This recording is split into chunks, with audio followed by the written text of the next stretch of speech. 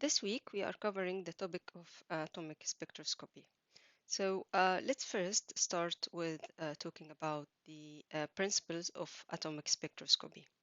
The main principle or the key phrase that summarizes the main principle for atomic spectroscopy is that each element absorbs and emits its unique wavelengths. That means each element has its unique wavelengths that it absorbs and emits lights or emits photons of specific wavelengths. So what happens when an element absorbs light or when an atom absorbs light and why it would it emit light? So first of all, we know that the electrons in the outer shell are in the ground state. And as it's in the ground state, it doesn't absorb or emit any light. When it absorbs light that is equal to the difference between the energy of the ground state and the excited state, it will absorb that amount of energy that corresponds to a specific wavelength, and it will be excited from that ground state into that excited state. There are more than one excited state where an electron can be excited to. And as it absorbs each the wavelength that has an energy equal to the difference between the ground state and any of these excited states, it will be excited to that specific excited state. So atoms will only absorb certain wavelengths that have the energy that is equal to that difference. This is because the energy of the wavelength equals the hc over lambda. So there is an inversely proportion between the amount of energy and the wavelengths. But when the electrons are excited to their excited state, they will not stay there forever. They normally would need to go back to its ground state, to its stable condition. So as it does so, as it goes back from the excited state back into the ground state, it will emit light or emit photons, and the energy of this photon will equal the difference in the energy between the excited state and the ground state. That means that it will emit photons of a certain wavelength or will emit light of certain wavelengths. So atoms will only absorb and emit specific wavelengths of light that are equal to the difference in the energy between the ground state and the excited state. Usually, the absorption and emission of light leads to formation of the line spectra. And we know that each element has its own unique line spectra. So let's have a look here. If we have an electron in an atom here that is in the second shell and it absorbs light, then the absorption of light absorbs light in the red region. The difference in the energy between the second and the third shells equals to the energy of this specific light at 656 angstrom. 656 nanometer. So that will lead to the excitation of the electron from the second shell or its ground state into the third shell. So the electron then can go back to its ground state and it will then emit light in the red region. So this the top one here is the absorption spectra of the element, and the bottom one here, the black one, is the emission one. So as you see, the absorption spectra for this specific element here, you have certain absorption and emission wavelengths, and these emission wavelengths will equal to the difference in the energy between the second and third, or between the second, fourth, or second and fifth, and so on.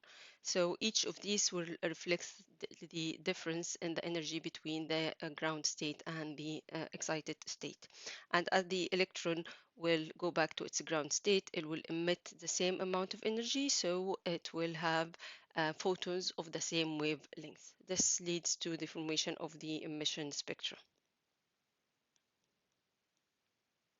So the line spectra, we have the absorption spectrum and we have the emission spectrum.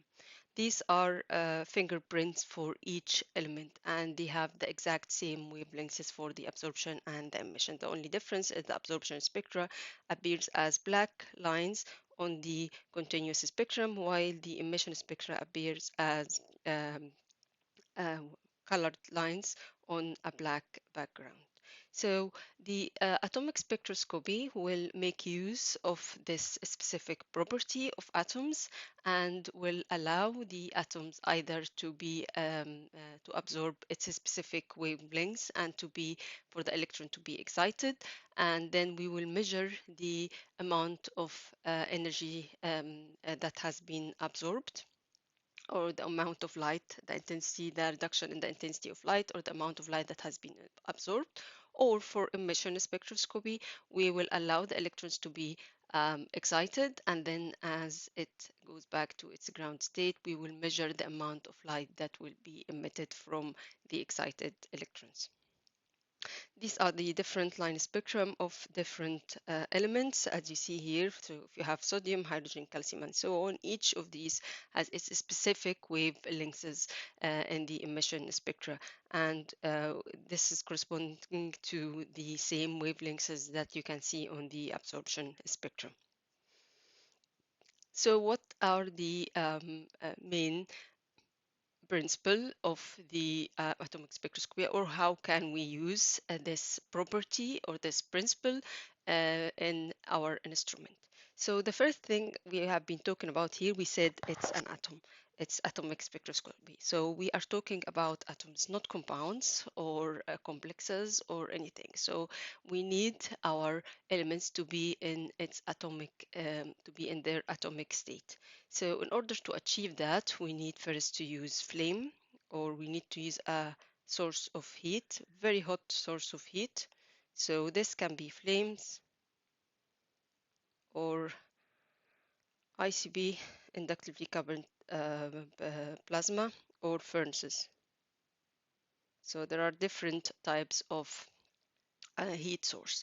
The importance of the heat source here is to first we need to break our compounds or our solution. We need to dissolve first our elements, or to dissolve our compounds or our sample in a solution, and then we need to evaporate that the solvent, and then with a very high heat the components of the compound or the different elements will be reduced into their to go into their element state, or to go to its atomic state. So it's going to be, we are talking here about cations, not anions. So atomic spectroscopy is used to measure cations, things like iron, for example, for calcium, lead. So we are talking about cations here, not anions.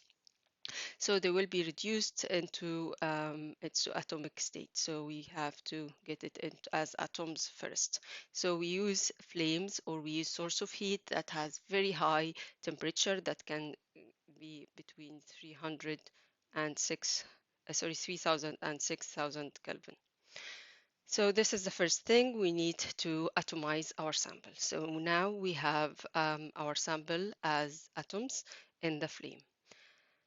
Now we know that each element will absorb light its specific wavelength. And in order to achieve that, it's not possible to use monochromators here. Because if you use monochromators, the range of the wavelengths that you allow to reach the sample from the monochromator is quite big. And for the line spectra for the atoms, the wavelength difference is very small or very narrow. We are talking about something like 0.001 nanometer, and we cannot achieve that with the monochromators. The atomic spectroscopy is very specific for the elements. And for the absorption, atomic absorption spectroscopy, we usually analyze one element at a time. So we cannot measure or we cannot analyze several elements at the same time. Because each element will have its own specific wavelengths.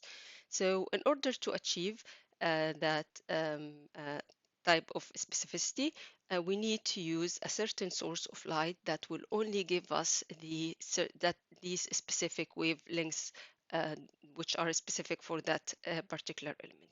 The only way to do that is to use to use a hollow cathode lamp. So we use a hollow cathode lamp, and the hollow cathode lamp, the cathode here will be the same element we are measuring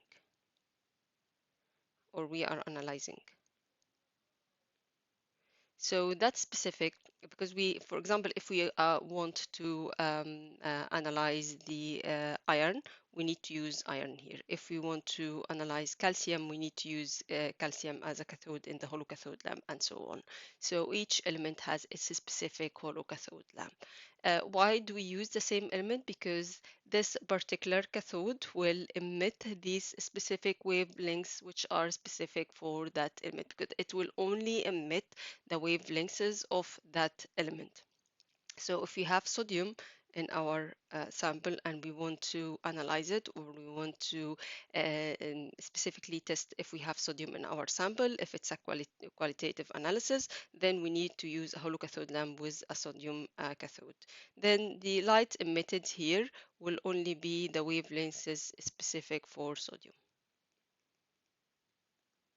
So you will only test for sodium. We will not be able to test for other elements.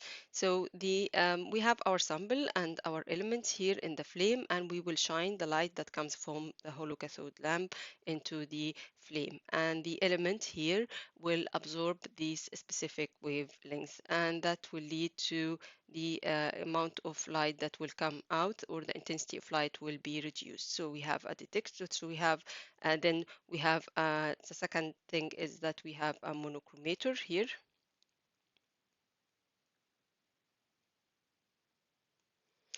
So why do we need a monochromator now? We need a monochromator because the light that comes out from the flame is not only the wavelengths that we actually shown on the element, but there is a whole range of wavelengths, and we only need specific wavelengths, one of these wavelengths that are specific for the element. So we will select the one that is more specific or the more intense for the element, because not all the wavelengths have the same intensity. So we will select the one with the highest intensity that is specific for that element, and we use the monochromator so to only measure the amount of light that comes out here as with a specific wavelength. And then the amount of light that has been absorbed, or the absorbance here, will be going through a detector here, detector, to measure the reduction in the light intensity, and then we go finally to the processor and the reader that will give you the final figure of the absorbance. So this way we can use the atomic absorption spectroscopy as a qualitative and a quantitative mean for analysis of different elements. As a qualitative, if we notice any reduction in the absorption, then that means we have that specific element at that specific wavelength. For the quantitative, we can use it for quantitative, and for quantitative, we have the calibration curve, and the calibration curve will now be the concentration of the element. So we use different concentrations of a standard solution of that element, and we shine the light against that one, against each one, and measure the absorbance against the and then we have the results. So we have certain different values, and we have the best fit line.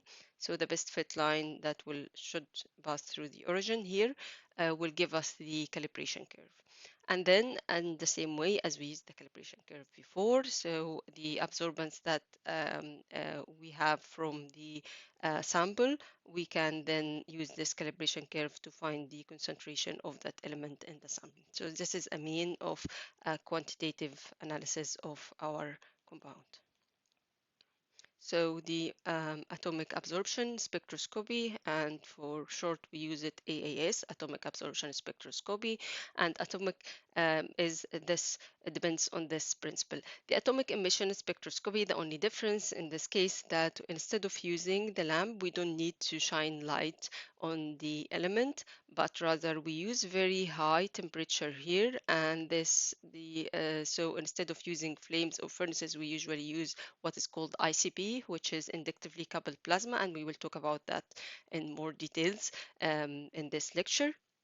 And then the element will be not only will be atomized, but also it will also be the amount of energy will be enough to cause the excitation of the electron into the higher energy state, and then it will emit light as it goes back to its ground state. So we will measure the amount of light that has been emitted. So this will be the principle of the atomic emission spectroscopy, or as we call it, AES. We normally, with atomic emission spectroscopy, we normally use the ICP. So it's going to be ICP AES, and atomic absorption spectroscopy, we can use either flames, furnaces, or ICP, but it's mainly flames and furnaces that we use because they are much cheaper than the ICP.